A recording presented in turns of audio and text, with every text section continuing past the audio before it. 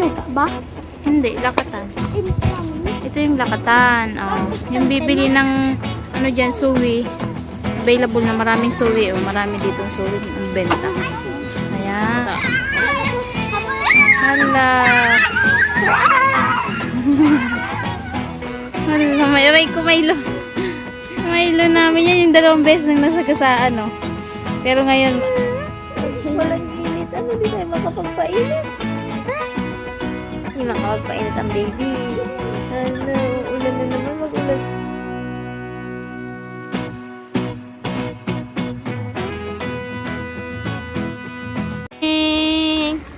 Good morning, ate. Baby na yan, ganda talaga, bata ba? Hello. Shh. Hello. Ah. Talaga naman yun. Good morning, good morning. Good morning, good morning yan. Good morning. Ana. Walang init. Ano, di tayo makapagpainit? Ha? Hindi makapagpainit ang baby. Ano, ulan na naman. Mag-ulan, magdamag. Ano, malamig. Lamig-lamig naman eh. Lamig.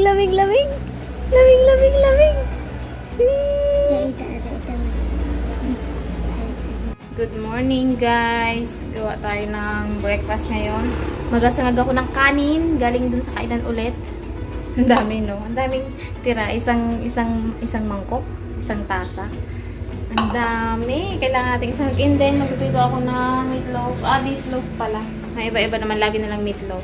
So, ito beef ang flavor niya para may iba ang lasa. Tapos, lagyan natin ng itlog. Masarap yung may itlog niya. Yung babatihin mo yung itlog. Tapos, i-slice mo lang maliliit yung beef loaf. Tapos, ihalo mo siya. Tapos, piprito mo. Sarap. Lagyan natin. Parang sira na yung mga itlog. Malapit na tong masira. Matagal na to eh. Hindi na kami nagluluto. Diyan pala sa kainan, kumukuha kami ng pagkain.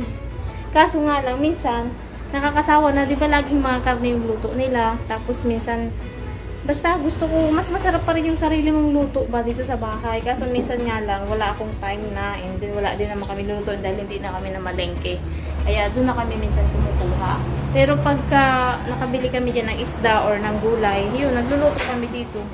Iba pa rin talaga pag sariling luto, yung kakainin mo. Kaysa yung kakuha ka lang doon sa kainan. Para pati wala kaming masyadong gana ngayon pagka doon kukuha sa kainan ng mga pagkain. Kasi, parang lagi mong nakikita, lagi mong naaamoy. Tapos yung pa yung kakainin mo araw-araw. Nakakawalang gana. Kaya mas masarap na, magluluto ka ng sarili mo talaga.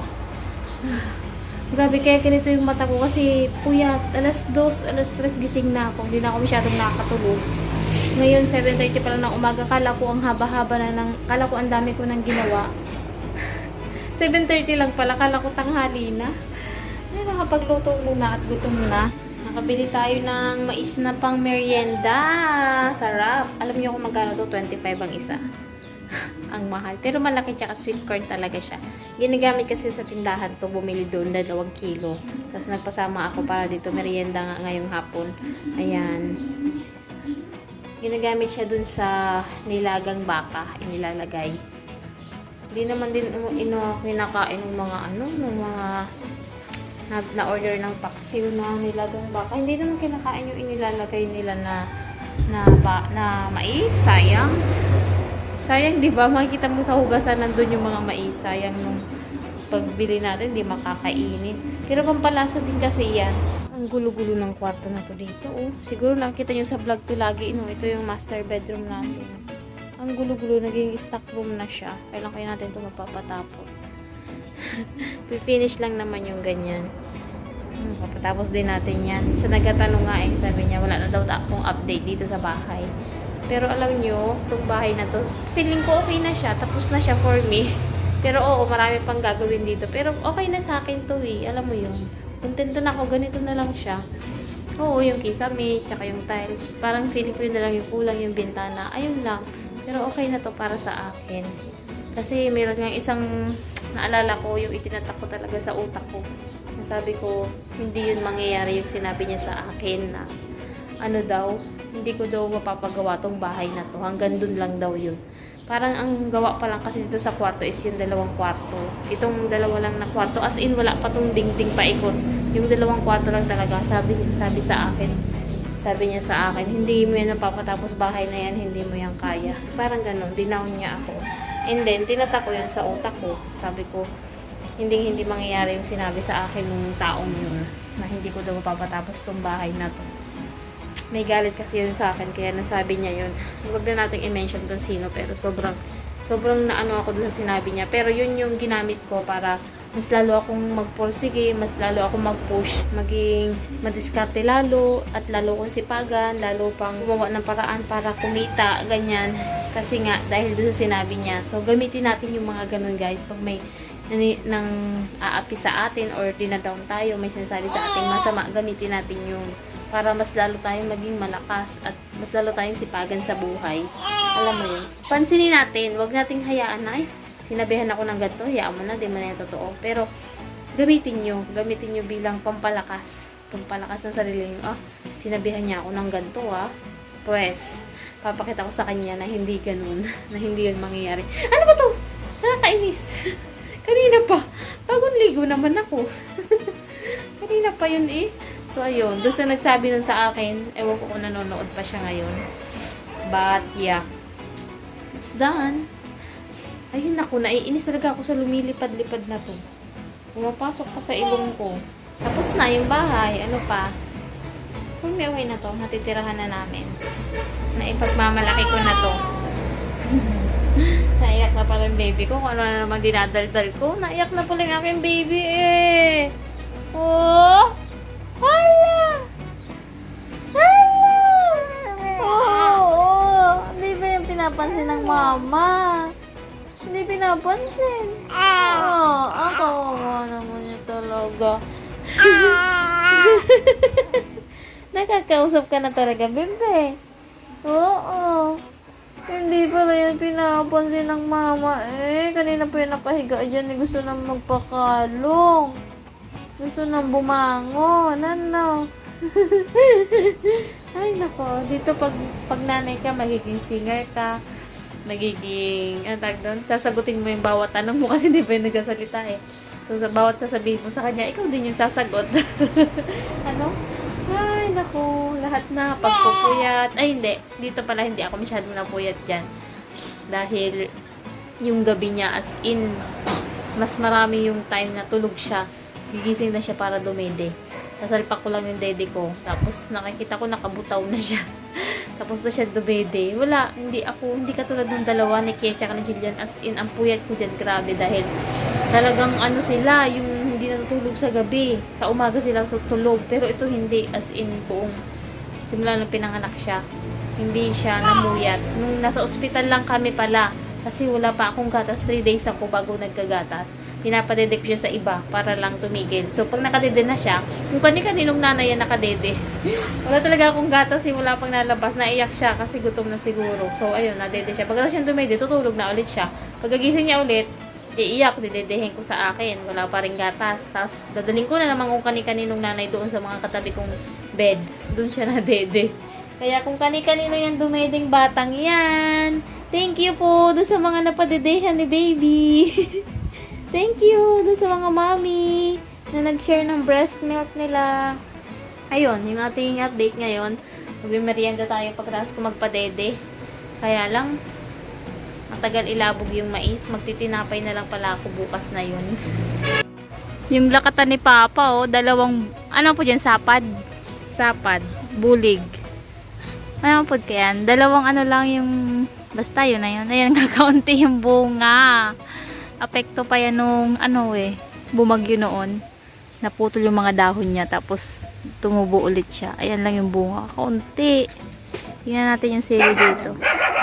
Higa para batok ko kani. Hindi ako kilala ng aso. Tinatakulan ako. Tingnan natin yung mga sili dito. May bunga na to nakita ko. Kasi hindi ko alam kung magtutuloy yung bunga niya. Ay, sarado. Hindi natin mapupuntahan. May bakod nga pala to. Tulog si bebe kaya nakalayas ako. Ayun may mga bulaklak na yan. bunga na yan. Bell pepper. Ayan, yung avocado na laki! Nidilaan pa ako. Itong avocadong to, ako nagtanim yan last year. Oh, malaki na siya. Ayan, yung avocado na yan. Ang dami pa ng sili kasi wala pang ibang bunga. Ito pa lang yung unang namumunga. Ang taba nitong saging na to. Punta tayo dun sa iba pang saging ni Papa na may mga bunga na. Tingnan nyo yung puno ng nyug dito. Puro mga buko pa lang. Sira-sira pati yung mga dahon, oh. Kasi gawa nung bumagyo pa nung November, hindi pa sila nakaka-recover hanggang ngayon. Kaunti pa lang yung mga bunga. Pero sabi ni Papa, meron na daw doon sa may dulo-dulo mapipili na mga niyog para hindi na tayo bibili.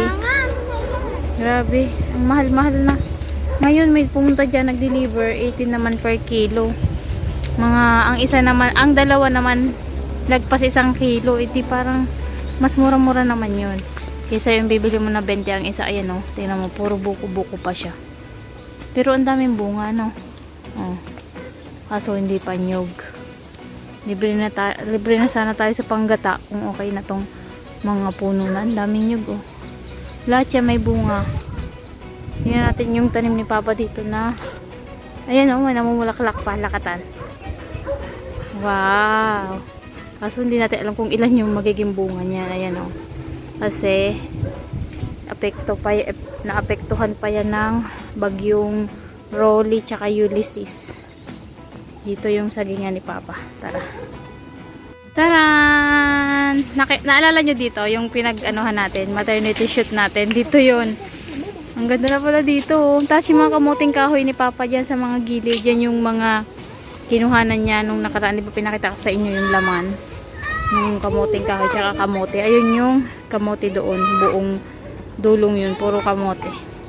Ito naman yung saging niya, nilagyan niya ng mga tukod kasi baka matumba pag malaki na yung bunga. Ayan, oh. Wow, madami-dami to, guys. Oh. Ay, nakaano tayo sa araw. Ano, ba? Hindi, lakatan. Ito yung lakatan. Oh. Yung bibili ng ano dyan, suwi. Available na maraming suwi, oh. Marami ditong suwi benta. Ayan. Marami-rami to. 1, 2, 3, 4, 5. 5 bulig. Bulig ba tawag? Ewan. Dinukuran niya na. Tapos mayroon ng hagdan, oh. Makakatikim na tayo ng tanim ni Papang lakatan. Hindi. Kita kailang makan. Siyempre tayo kakain yan. Hindi pa yan bebenta. Kakaunti pa nga, eh. Yung iba namumulaklak pa lang. Ayun yung mga kamotehan, oh. Ang lawak dito, oh, ng ating tinataniman. Ako, lamin ko. Sige. Hala, pati mga aso. Huwag kayo, wala na yung mga kamote. Kinuha na kasi ni Papa yung ibang laman. Tuwan-tuwa yung mga aso. Ang lawak, ko laruan ng mga batuta. Hala. Hala, may aray ko, Milo. Milo namin yan yung 2 beses nang nasagasaan, no. Pero ngayon, ano na siya, mabait na. Lagi na lang nasa loob ng bahay. Paglalabas lang yung mga amo niya, saka siya nalabas. Pero sa kalsada, hindi na siya napunta doon. Yung mga naghahanap ng suwi ng lakatan na bibili, ito na, oh. Ganito na siya katataas. Tinatanggal na nga ni Papa yung ibang suwi kasi sobrang daming lumalabas. Tinitirahan niya lang ng 1, 2. Ayan, katulad nito, 2 lang. Hindi niya na masyadong pinapadami yung mga suwi. Pinuputol niya na para daw tumaba. Ayan, 2 lang. 2, 1, ganun lang. Naghahanap ako ng papaya. Ay, eto pa, may bunga pa dito. Ng saging, sobrang baba lang. Ayan, oh. Ay, 2 lang. Tingnan nyo. Ang baba. Ito ang malapit na. Malapit-lapit ng mahinog. Malalaki na, eh. Tinukuran na ni Papa, oh. Ay, kaunti lang. 3 sapad. Sapad ang tawag ko dyan. Ewan ko sa Tagalog. Naghahanap ako ng papaya. Kung saan mayroon. Ito pala, oh. Ngayon lang ako nakalabas, eh. Ay, ingay ng mga batutang to. Ayan, oh. Ang dami, oh. Ang daming bunga. Sarap to. Ginataan. Na adobo. O kaya sa tinula. Alam na kung saan kukuha ng papaya. Alam niyo yung mga tanim natin dun sa may harap ng bahay. Lalaki yung iba. Kaya pinutulan ni Papa. Hindi naman namumunga. 2 na yung pinutulan. Tataba pa naman. Ito wala. Ito pala oh. Namumunga dito. Sayang yan. Tataba nung mga yun. Nilagyan pa niya ng pataba. Wala naman. Lalaki pala. Ganda. Tara, uwi na tayo. Baka umiyak na si baby. Ang mata ng mga batutang nag-ML. Ano yan, ML? Hindi ko nag-iwan na dadalan. Tawa na sa ML. Anong ulam? Isip ng ulam. Lechon. Ha, lechon talaga. Ito yung outfit niya pala na bombero. Ayan, bombero. Naka-bombero ang ating baby. Kinalong ko na dahil nag-iiyak na. Magpapatulog na tayo nito. Oh, yehey! Bihis na siya. Tutulog na lang siya. Hana! Smile muna. Smile muna. Smile muna. Ano? Fried chicken daw ang ulam namin. Kasi birthday ni Lebron ngayon. Nagpa-fried chicken dyan sila ate Nenay tsaka si Tutong. And the end ko lang yung vlog dito. Mag-edit na tayo at magpapatulog ako ito. Kakain na kami. And yeah, that's it. Thank you for watching. Sa mga order nyo, PM nyo lang ako sa aking Facebook page. Joanna Pot Vlog, Instagram, Joanna Pot lang. Yun lang, Joanna Pot lang. Ayun, thank you for watching. Don't forget to like, subscribe. Bye-bye. God bless. Bye-bye. Bye-bye. Oh, bye-bye na kayo. Bye-bye sa vlog. Happy birthday, Lebron. Bye-bye! Happy birthday. Batiin niyo muna si Lebron. Happy birthday, Bron. Sabi ko po lang. 8 years old na. Busy sa mga ano to.